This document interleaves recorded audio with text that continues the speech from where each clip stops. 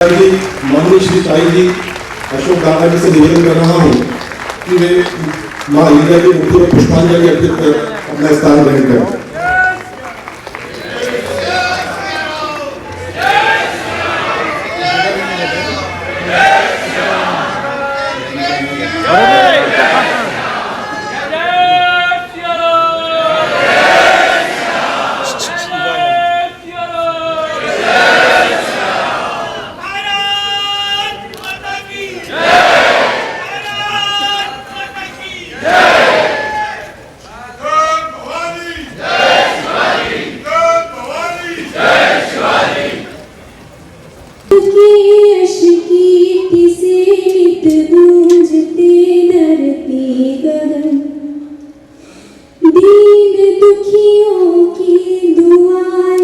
मदद की उनकी सदा पुत्र पति परलोक पहुँचे मन कभी ना डगमगा लोक माता पुण्य श्लोक कार्य में रहती मगन आपके यश कीर्ति से नित गूंजते धरती गगन। सत्य और न्याय के प्रति अडिग रहकर शासन करने वाली माता अहिल्या के समर्पित जीवन से हम सबको सदैव प्रेरणा मिलती है। आज के सम्मान समारोह में माननीय मुख्य अतिथि परम श्रद्धेय राष्ट्रीय स्वयं सेवक संघ के सह संचालक श्री मोहन भागवत जी एवं आज इस मंच पर सम्मानित होने वाले अद्भुत व्यक्तित्व धनी राम मंदिर तीर्थ क्षेत्र अहिल्या उत्सव समिति के कार्यकारी अध्यक्ष श्री अशोक दादा जी, सचिव सरयू रामबारे जी, आप सभी मंचासीन हैं, जोरदार तालियों से अभिनंदन करते हैं। मैं निवेदन कर रहा हूँ हर्षिता जायसवाल से कि गायन और माता अहिल्या के स्तुति गान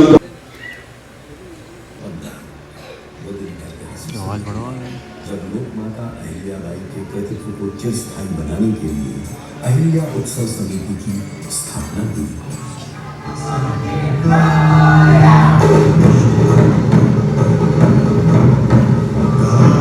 समिति अपनी स्थापना के 100 वर्षों बाद भी प्रातःस्मरणीय लोक माता अहिल्याबाई होलकर के हर पहलू को जनमानस तक पहुंचाने का कार्य अनवरत कर रही है।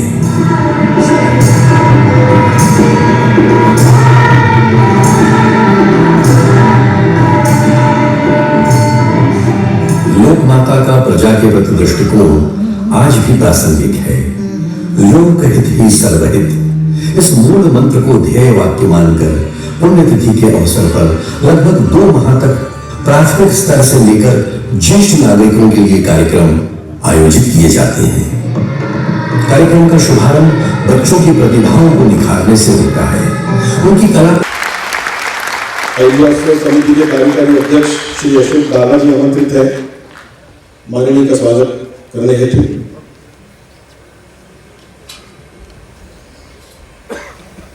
इसके पश्चात सांसद श्री शंकर जी लालवानी साहब आमंत्रित है माननीय भागवत जी का स्वागत करने हेतु।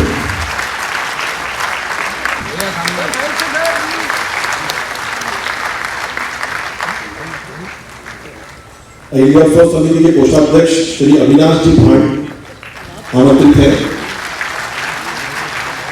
माननीय का स्वागत करने हेतु। अविनाश जी भाट सरयू जी वाघमारे जो सचिव है अहिल्या उत्सव समिति की वो आए और आगे संप्रदाय जी का स्वागत करें।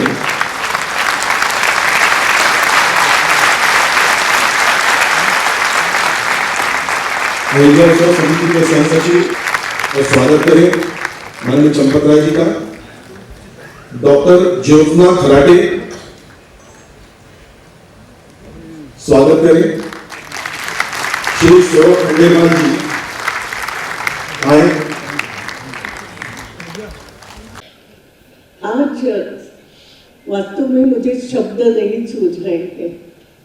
1915 में ये कार्यक्रम पुण्यतिथि का शुरू हुआ। तिथि के अनुसार ये उत्सव मनाया जाता है। मैं 1975 के आसपास इस समिति से जुड़ गई थी, एक साधारण कार्यकर्ता। बहुत बहुत धन्यवाद आदरणीय ताई जी। बड़े ही सरल शब्दों में आपने दोनों महान विभूतियों के जीवन परिचय को हम सबके समक्ष रखा। घड़ी पर आप पहुंच गए जब इस कार्यक्रम को संजोने का स्वप्न हमने देखा था और जिनके प्रेरक व्यक्तित्व के हाथों से उस प्रेरक व्यक्तित्व को सम्मान दिलाने का अवसर आ रहा है। उपस्थित सभी स्नेही स्वजनों, आज अत्यंत हर्ष का विषय है कि हम आदरणीय चंपत राय जी को अहिल्या उत्सव समिति के इस राष्ट्रीय पुरस्कार से सम्मानित करने जा रहे हैं। मैं सम्मान पत्र का वाचन कर रहा हूँ। श्री राम जन्मभूमि आंदोलन के समस्त ज्ञात अज्ञात कार्यकर्ताओं के सशक्त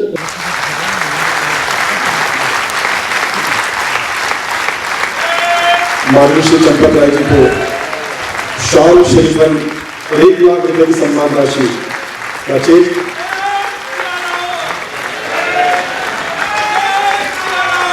गर्दन से अभिनंदन हो। आप खड़े होकर माननीय महापौर की जब पहल की है, सभी खड़े होकर इस प्रसंग को अविस्मरणीय बनाएं। अद्भुत और प्रेरक व्यक्तित्व के धनी आदरणीय श्री चंपत राय जी को आज ये सम्मान अहिल्या भक्तों की ओर से देवी अहिल्या समिति के माध्यम से दिया जा रहा है, प्रदान किया जा रहा है।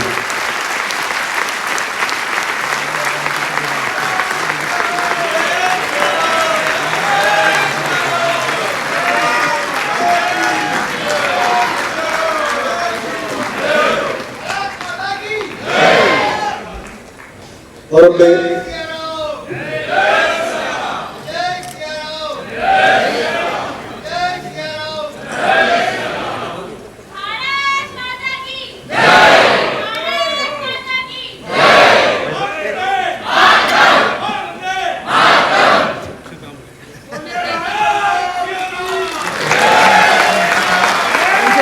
अद्भुत क्षण ऐसे प्रेरक व्यक्तित्व का सम्मान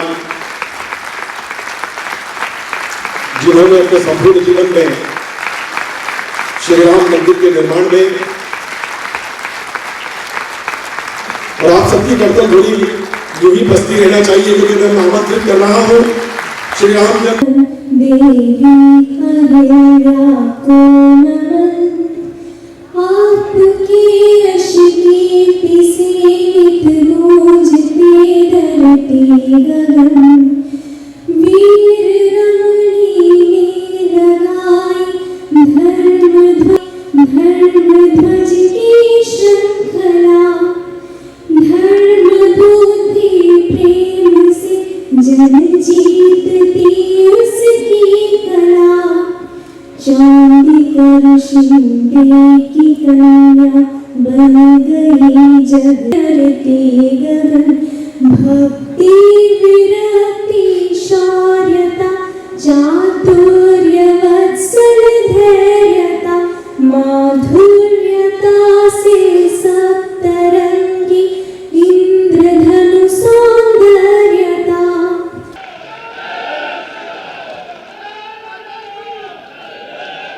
आज के सत्कार मूर्ति वो जो भगवान का प्रतिनिधित्व करती है वो सत्कार मूर्ति है। पूरे राम जन्मभूमि आंदोलन में जिन लोगों के कारण वो सब आगे बढ़ा और यश को प्राप्त हो गया, उसके प्रतिनिधि आज के सत्कार मूर्ति आदरणीय चंपत राय जी, समिति के सभी माननीय पदाधिकारी, आदरणीय ताई जी, उपस्थित सज्जन, माता भगिनी,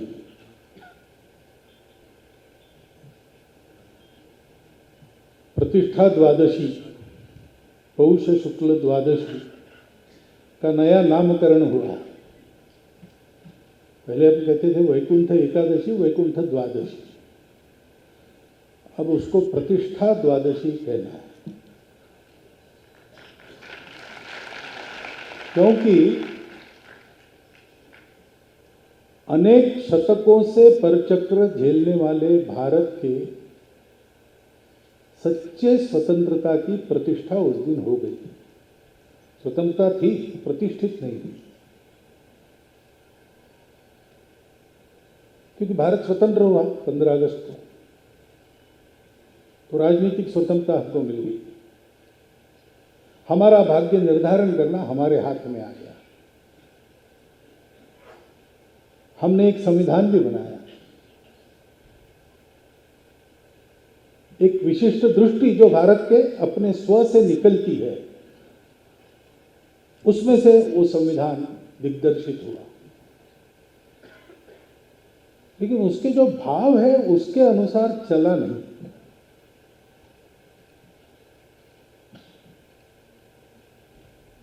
और इसलिए हो गए हैं स्वप्न सबस आकार, कैसे मान ले, टल गया सर से व्यथा का भार, कैसे मान ले हम, ऐसी मनस्थिति समाज की। क्योंकि जो आवश्यक स्वतंत्रता में स्व का अधिष्ठान होता है, वो लिखित रूप में संविधान से हमने पाया,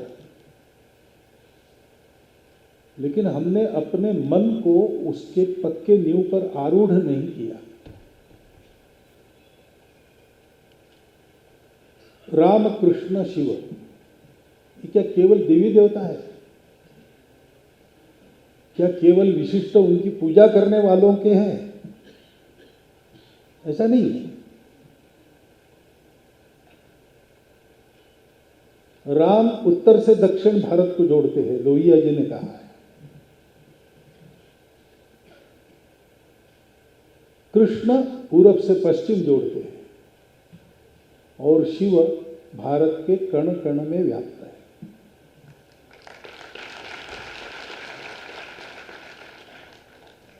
इसलिए भारत का हर व्यक्ति अपने लौकिक जीवन के व्यवहार की मर्यादा में राम को प्रमाण मानता है।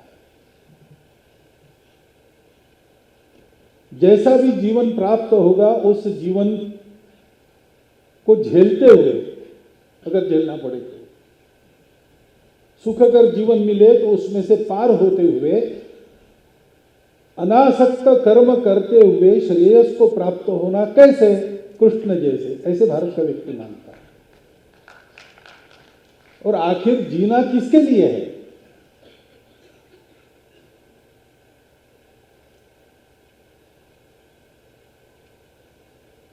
तो अमृत पीकर दुनिया मरती, लो अमर हुआ मैं विष पीकर। नीलकंठ शिव भगवान का आदर्श जीवन के लिए हम सबके सामने। ये भारत की अपनी प्रकृति का स्व है, उसके प्रकृति का ताना बाना है। उनकी पूजा करने वाले, उनकी पूजा न करने वाले, सब पर लागू है। जानते हो न जानते हो, ये लागू है। यानी मैं कह रहा हूं, लागू करना नहीं चाहता हूं, मैं को हूं करने वाला, और कोई लागू कर भी नहीं सकता, और करना भी नहीं चाहिए जबरदस्ती। परंतु ये हमारे स्व में, हमारी प्रकृति में है।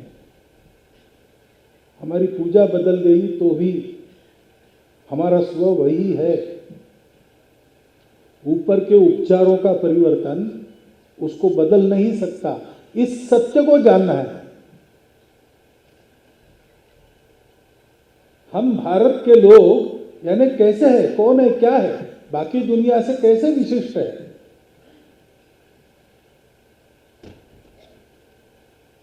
तो हम मतों की और मान्यताओं की फिक्र नहीं करते। हम फिक्र ये नहीं करते कौन क्या बना और किसने क्या किया। हम फिक्र ये करते कौन कैसा है और मनुष्य ने कैसा होना चाहिए। उसके लिए सभी भारतवासियों के सामने ये 3 उदाहरण हैं। जाने अनजाने, चाहे अनचाहे, उनके जीवन पर इन तीनों का प्रभाव है और वो रहेगा। वो किसी ने थोपा नहीं है। जैसे बीज में से वृक्ष बनकर आता है, कोई उसको बनाता नहीं है, वैसे हमारी अपनी परंपरा में से हम बनकर आए हैं, कोई भी। इस सत्य का साक्षात्कार होना बाकी था। उस सत्य के साक्षात्कार को इस यज्ञ ने हमको कराया। चंपत राय जी कहते वो आंदोलन नहीं यज्ञ है, ये बात बिल्कुल सही है। ये शुरू इसलिए नहीं हुआ था किसी का विरोध करना है, ये शुरू इसलिए नहीं हुआ था कहीं झगड़ा होना है, ये होना न देने चाहने वाले कुछ शक्तियों ने किया हुआ खेल है जो इतना लंबा चला और इतने सारे संघर्ष हुए।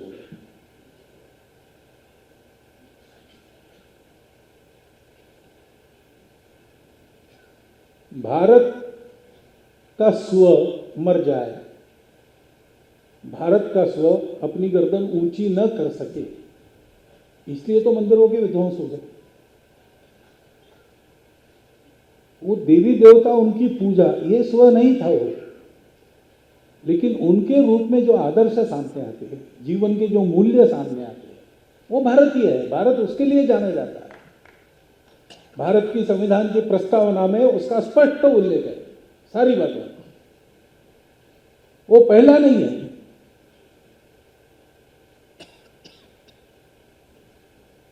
डॉक्टर प्रणब कुमार मुखर्जी राष्ट्रपति थे, तब मैं पहली बार उनसे मिलने गया। संसद में घर वापसी को लेकर बहुत बड़ा हल्ला चल रहा था, तो मैं तैयार होकर गया। बहुत पूछेंगे, बहुत बताना पड़ेगा,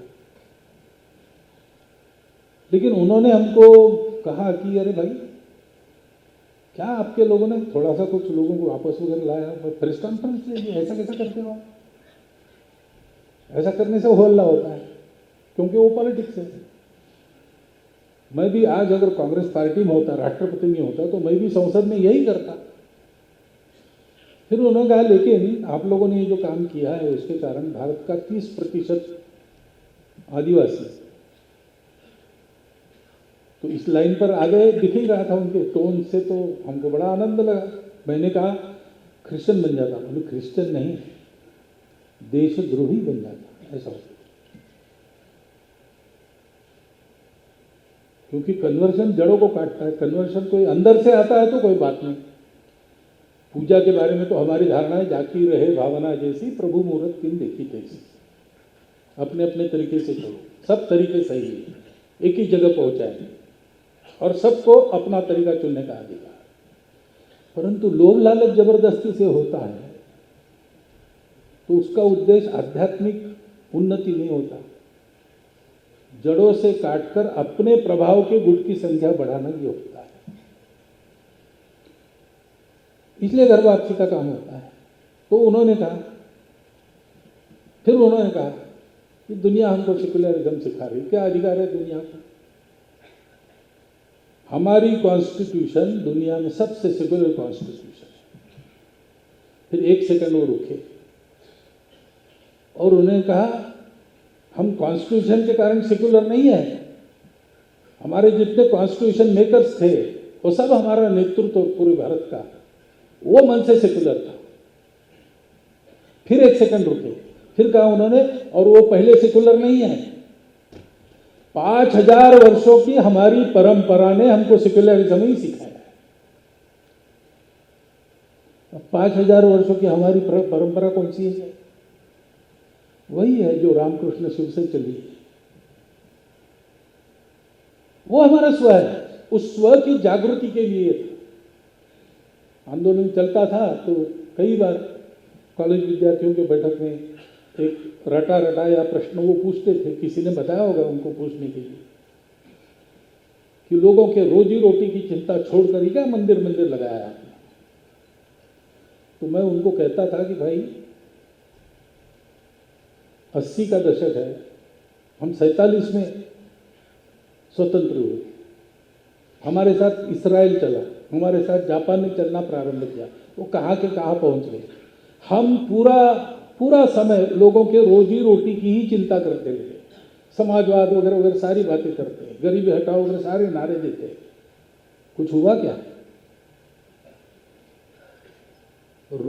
भारत की रोजी रोटी का भी रास्ता राम मंदिर के प्रवेश द्वार से जाता है, ये ध्यान रखो।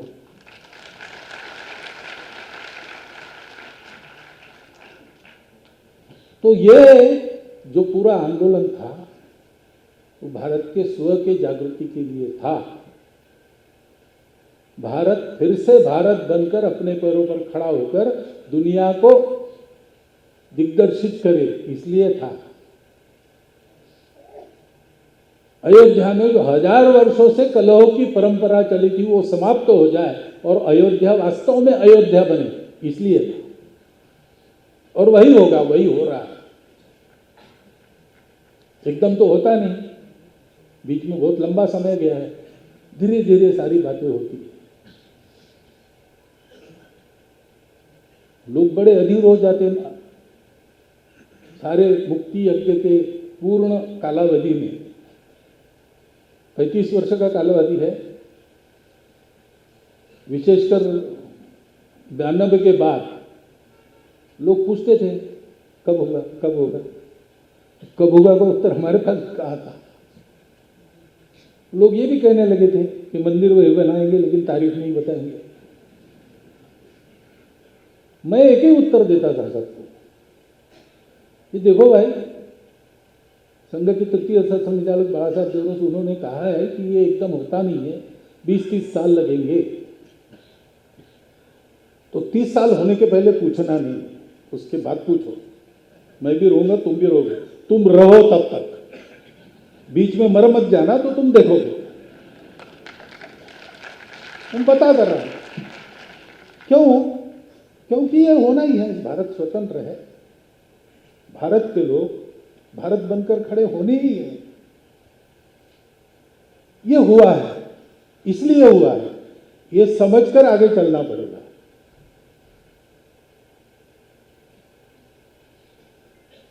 और इसलिए अब हो गया, वो इतिहास हो गया, बहुत साल हो गए, सारी बातें बताई चंपतराय जी ने, जो रोचक बातें थी उन सबके साक्षी कुछ लोग बचे हैं, कुछ कालखंड दिखा ऐसे कुछ लोग बचे हैं।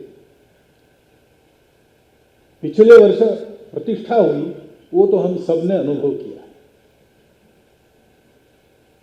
सारे देश का वातावरण, कोई कलह नहीं, कोई झगड़ा नहीं, मुक्त मन से, आनंद से, पवित्र मन से हमने अपने अपने स्थान पर देखा। कुछ लोगों ने वहां आके देखा और रामलला के जीवन के मूल्यों की, धर्म के मर्यादा की स्थापना की बात सब जगह की गई, सब मंचों से की गई। ये आगे बढ़ना है। लेकिन ये एक लंबा अध्याय चला और उसमें इतने सारे लोग उन्होंने अपना अपना काम किया।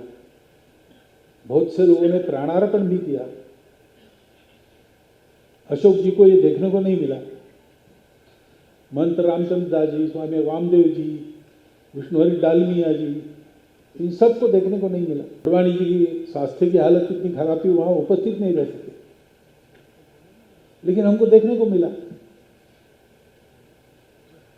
तो ऐसे सब लोगों के सम्मान का ये प्रातिनिधिक कार्यक्रम है,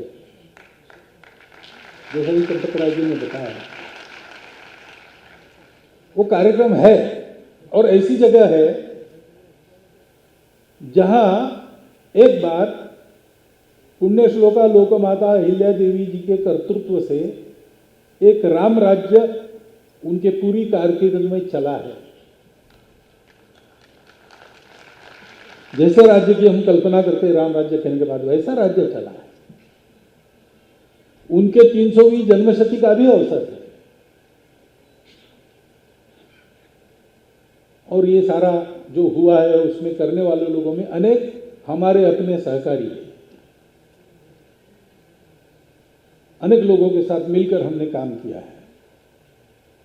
हमारे संघ की पद्धति में ऐसा है कि ऐसे लोग साथ रहते हैं, लेकिन हम उनका जो मन में उनके लिए सम्मान है वो व्यक्त नहीं कर सकते। संघ की कार्य पद्धति में उसको अच्छा नहीं मानते, उससे दूर ही रहते। तो बहुत सौभाग्य से ऐसा अवसर मिलता है कि हम ये कर सके, सबके सामने ये कर सके और कोई शंका संशय हमको नहीं टोके, ऐसा अवसर बहुत कम रहता है। वो आस्था, इतने सारे शुभ लोग एकत्रित आए, इसलिए हाँ कहने में मुझे देर लगाने का कोई कारण नहीं था। ये तो मेरे लिए सौभाग्य है इस क्षण को पकड़ना मेरा काम था, तो वो मैंने किया। बस एक ही बात है, ये दोनों योग हम ध्यान में रखें। परसों प्रतिष्ठा द्वादशी हो गई, उस द्वादशी को प्रतिष्ठा द्वादशी कहना है, वो परसों हो गई। अयोध्या में मंदिर बना राम का, अब मन में बनना चाहिए, ऐसा उस समय कहा गया। और लोकमाता देवी अहिल्या देवी के स्थान पर हम यहाँ पर उनकी जन्मशती के वर्ष में सब बैठे हैं। ये दोनों का स्मरण मन में करना, इस कार्यक्रम को भी याद रखना। ऐसा त्याग, ऐसा भीम पराक्रम, ऐसा अथक परिश्रम करके हमको कैसा अपने देश को बनाना है, उसके लिए हम स्वयं को कैसे बनना है, इसका चिंतन करना।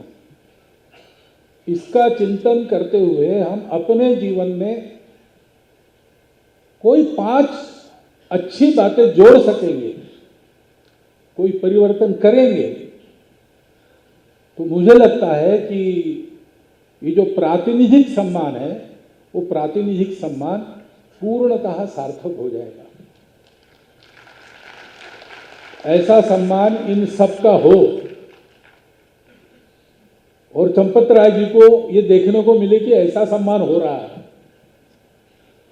तो आज उनके भी मन में जो स्मरण आया है, वो स्मरण फिर से उनको होगा और उनके मन में आज से 1000 गुना ज़्यादा आनंद पैदा करेगा। वो आनंद उनके मन में पैदा हो, वो आनंद उनके मन में पैदा करने का भाग्य आपको मिले, मुझे भी मिले। ये शुभकामना आपको, मुझको, सबको देता हुआ मैं अपने 4 शब्द समाप्त करता हूं।